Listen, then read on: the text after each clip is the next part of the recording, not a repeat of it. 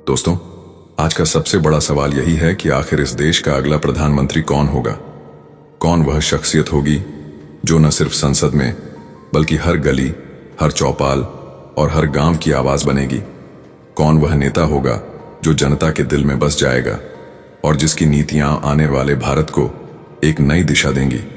और इस सवाल के बीच उभरते हैं दो बड़े चेहरे। एक तरफ दलित समाज की रानी कही जाने वाली मायावती जी हैं, जिन्होंने अपने जीवन की शुरुआत संघर्षों से की, जिन्होंने तानों और तिरस्कारों को सहा लेकिन कभी हार नहीं मानी, और आज वह उस मुकाम पर खड़ी हैं जहां करोड़ों दलित, पिछड़े और वंचित उन्हें अपना मसीहा मानते हैं।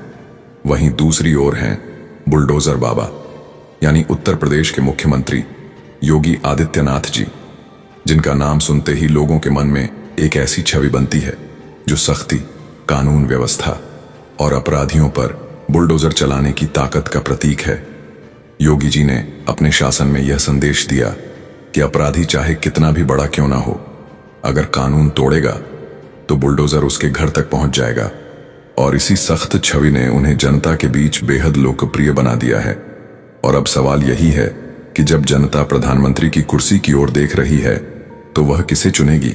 क्या वह मायावती जैसी नेता को मौका देगी जो दलितों और वंचितों की आवाज को संसद में सबसे ऊंचे स्तर पर ले जा सकें, या फिर वह योगी आदित्यनाथ जैसे सख्त प्रशासक को चुनेगी जो अपराधियों पर लगाम लगाने और हिंदुत्व की राजनीति को मजबूत करने के लिए जाने जाते हैं। इस बहस में दोनों नेताओं की कहानी बेहद दिलचस्प है। भाई, आगे की जानकारी जानने के लिए चैनल को सब्सक्राइब करें। अगर आप लोग मायावती जी को सपोर्ट करते हैं तो चैनल को सब्सक्राइब करके वीडियो को पूरा देखिए। अगर आप लोग बुलडोजर बाबा को सपोर्ट करते हैं तो कमेंट बॉक्स में बताएं। मायावती जी का सफर गरीब परिवार से लेकर देश की सबसे बड़ी मुख्यमंत्री बनने तक का रहा है। वह कई बार उत्तर प्रदेश की सत्ता पर काबिज हुई और हर बार उन्होंने यह साबित किया कि दलित समाज की बेटी अगर संकल्प ले तो उसे कोई नहीं रोक सकता।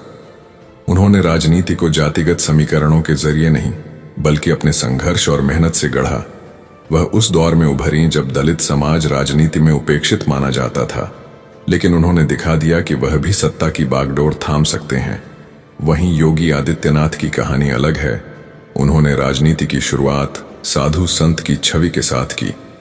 गोरखनाथ मठ के महंत के रूप में उन्होंने अपनी पहचान बनाई और फिर धीरे धीरे जनता के बीच हिंदू हृदय सम्राट के रूप में मशहूर हुए। योगी जी का अंदाज बिल्कुल अलग है। उनका भाषण सीधा और तीखा होता है। वह अपने विरोधियों पर सीधे वार करते हैं और अपनी छवि को हिंदुत्व की राजनीति के केंद्र में रखते हैं। यही वजह है कि भाजपा ने उन्हें मुख्यमंत्री की कुर्सी सौंपी और उन्होंने सत्ता में आते ही अपने बुलडोजर मॉडल को लागू किया, जो आज उनकी पहचान बन चुका है। और अब जब प्रधानमंत्री की दौड़ में नामों की चर्चा हो रही है तो योगी आदित्यनाथ और मायावती दोनों ही बड़े चेहरे के रूप में उभर रहे हैं। लेकिन यहां बहस यहीं खत्म नहीं होती, क्योंकि मायावती के समर्थक मानते हैं कि दलित समाज को आज भी बराबरी का हक नहीं मिला है।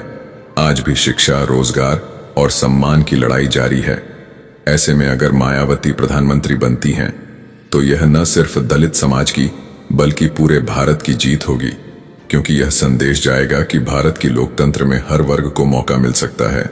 वहीं योगी के समर्थक मानते हैं कि आज देश को एक मजबूत और सख्त प्रधानमंत्री की जरूरत है, जो देश के दुश्मनों को करारा जवाब दे सके, जो आंतरिक सुरक्षा और कानून व्यवस्था को सही दिशा दे सके। और यही वजह है कि उनका मानना है कि योगी आदित्यनाथ सबसे उपयुक्त विकल्प हैं। इस बहस में दोनों तरफ तर्क और तथ्य हैं।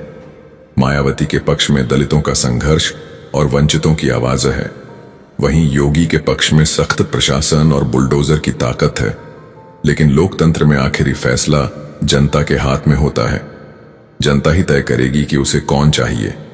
क्या वह पहली बार किसी दलित महिला को प्रधानमंत्री बनाएगी या फिर बुलडोजर बाबा को देश की कमान सौंपेगी।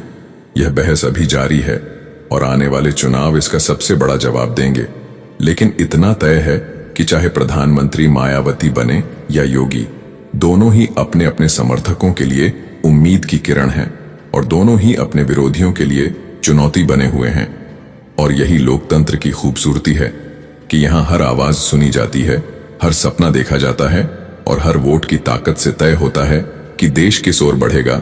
तो दोस्तों, अब सवाल आपके सामने है, कौन बनेगा प्रधानमंत्री, दलितों की रानी या बुलडोजर बाबा?